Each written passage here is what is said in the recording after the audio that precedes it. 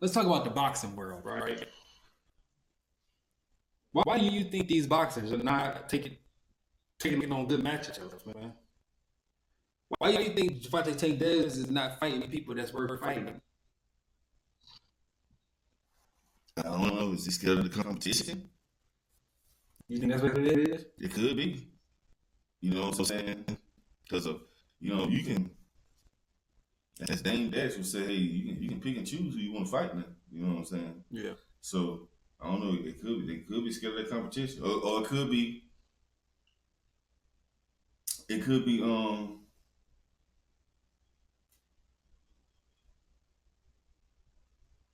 because my thing like this right here.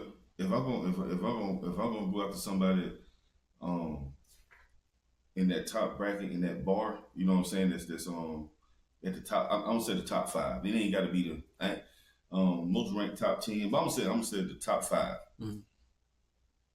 If I can't get the bag that I need in a fight that's top 5, then I probably wouldn't do it. But at the same time, I still didn't want to diminish myself fighting people that's not, so to speak, relevant. You know what I'm saying? That's not in that. That's not in that conversation.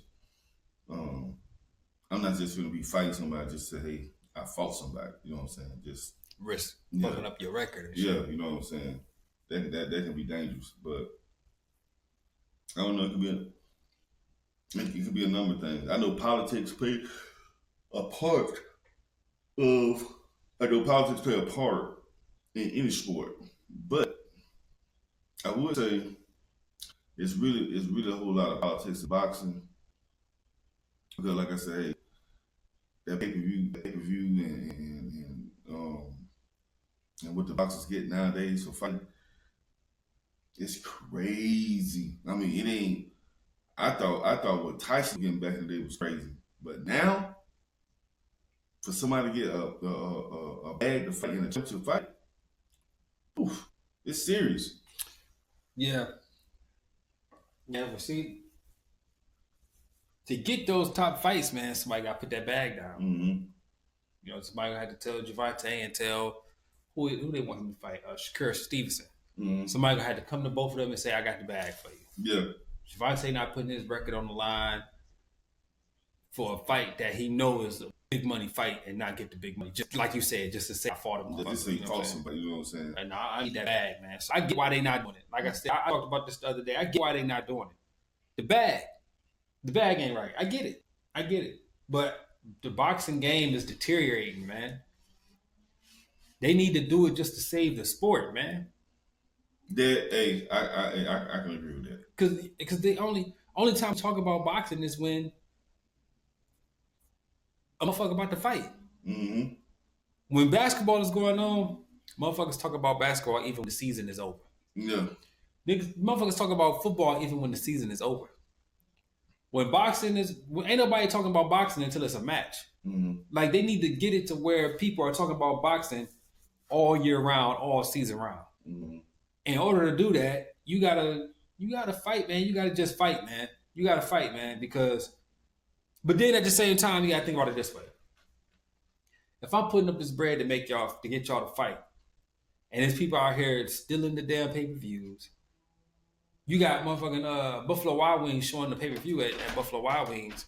You know, it's gonna be packed in there wall to wall with people watching the game essentially for free. Mm-hmm.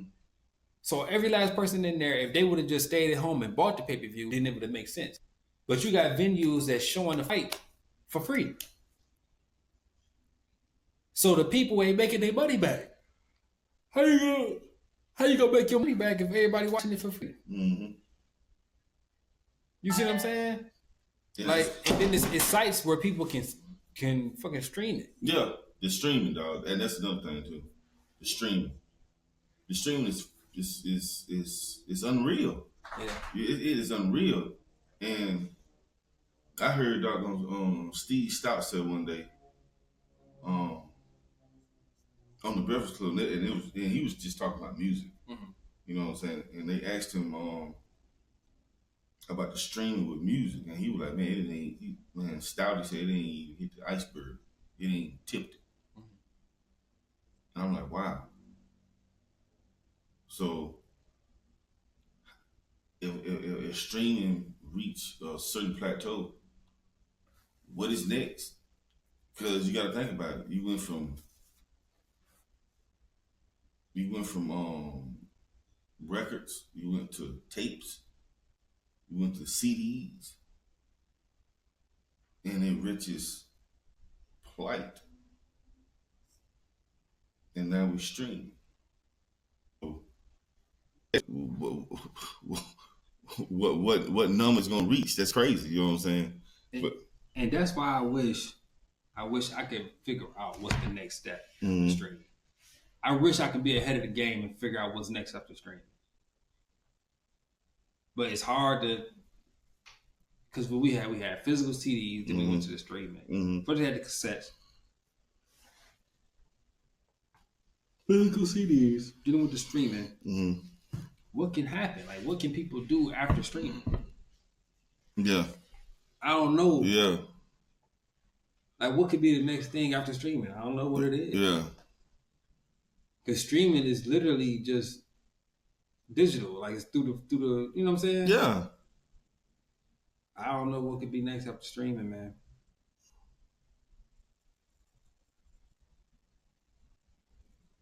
Everybody wonder, like, well, why these guys getting paid all this money?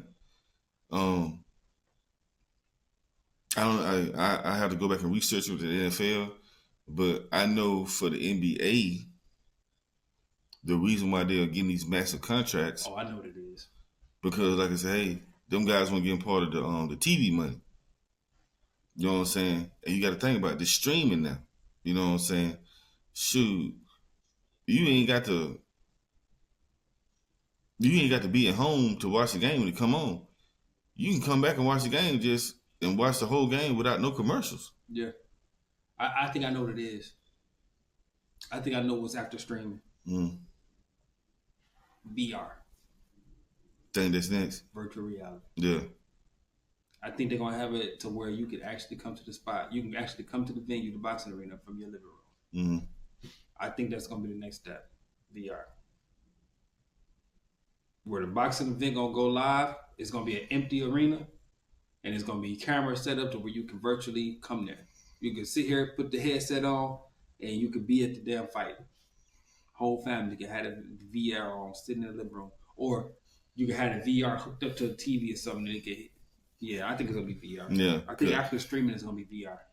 Because one of my coworkers that I work with, he had the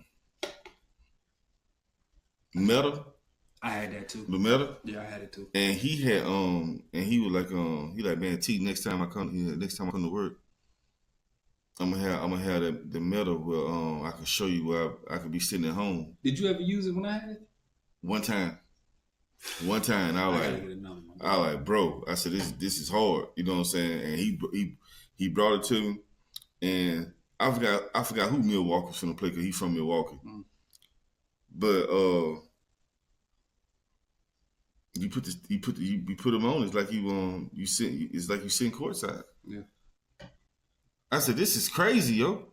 Shit, you can go to the damn pyramids in Giza. Mm. You can go to goddamn. I was in Singapore using a headset, looking at the water, walking amongst the people, just looking at stuff, reading shit. Like, damn, you can look at the ground, look what the dirt look like, look at the sky, what the sky look like over there. Yeah, man. I mean, dog, it's getting real, man. It's getting real, and the real it getting, man. I just want to be on top of it because I like it. I like it. I like. Oh shit, you can go to the studio. Remember, I was telling you can go to the studio in there. You can go to goddamn. I used to go to the studio all the time in there. And you a whole bunch of people in there from all around the world. It's in the studio. People in there just singing. Yeah. I heard two people. 2 Chainz did a concert in there. I think him. I only heard 2 names. I know it's more than that now. But I heard 2 names, 2 people that did a concert now. And Deuce was one of them. Yeah. And Kim. Look Kim. I had somebody I used to work with. And it was like they had just got them the same headset. and it was like, man, it's gonna be a comedy show in the metaverse on in I forgot, it was like a coffee shop, some shit like that, and it was like you just go in there and you just search it up and you just go straight there, and I'm like, oh, okay, bet. And, told me what time it was gonna be on, so I'm like, all right, bet. So I get home and shit, I'm chilling, I forgot about it, and I end up like, oh shit, oh yeah, it's a coffee shop, shit like that. So I turned the headset on, put the headset on, I'm sitting there, and I go and I look, I said, oh, there's a coffee shop. I get to the coffee shop, man, there's like 30 people in there, right? 30 people, they all standing around, and some people got little cups in their hand, like they drinking this shit. Then you got these clique of people sitting over there talking. Hey man, how you doing? Where you from? Oh man, yeah, I'm from here. Da, da, da. Yeah, man, I just here to see my guy, man. That's my boy. You know what I'm saying? So the person that was doing the comedy show had bought that building, and he was charging people to get in the building to do the coffee shop, to do the stand up. Wow. Like Cash App. Like he would on the thing, they would say, if you want to come in, and the person at the door would say, if you want to come in here, you just got to hit the Cash App, and I'll let you give you access. So you go to Cash, pay the access, pay the dollars, got in the building, 30 people in that bitch. So I'm sitting down like, wow, people really, people can really buy property in here and charge you to come and enjoy whatever's in the building. Mm-hmm. They had the paintball shooting spot. You had to pay to get in there, but you had some free shit too. But this just people that bought it and designed it themselves. Mm-hmm. So he bought this coffee shop and designed it himself, and he was just charging people to come in there. And he was doing a comedy skit. He's like a stand-up comic. He was a white guy. I don't know where he was from. Probably was Jewish or something like that. But when I got there, the person from my job that told me about it was in there already, and they was sitting at the table. And I'm like, damn, what's up? He's like, yeah, you paid it. I'm like, yeah. We ended up listening to it. It wasn't funny or nothing, but it's just like, it was some people in there laughing because they was like real fans of him. But it was like, I found the guy on YouTube and I found the guy on not TikTok, but Instagram and everything. And I'm like, this shit is amazing, yo. So if 30 people in here, I'm just saying 30. That's what it looked like. I ain't really count how many people, but give or take, it looked like it was good 30. And if they all paid $5 to get in here, this man just made Cash App. You know what I'm saying? Like he just made that money just to do some digital shit. So he's sitting at home on his couch with his headset on, doing a comedy skit on stage. And everybody else sitting on their couch or in their bed. I was sitting in the bed at the coffee shop listening to this guy, watching him. Bruh, I gotta get another one, dog.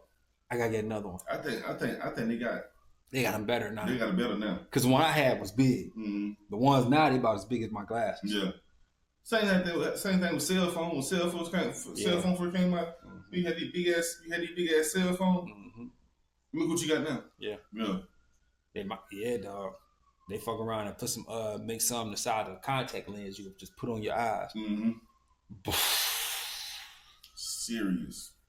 Yeah, I fuck with VR, dog. Mm-hmm.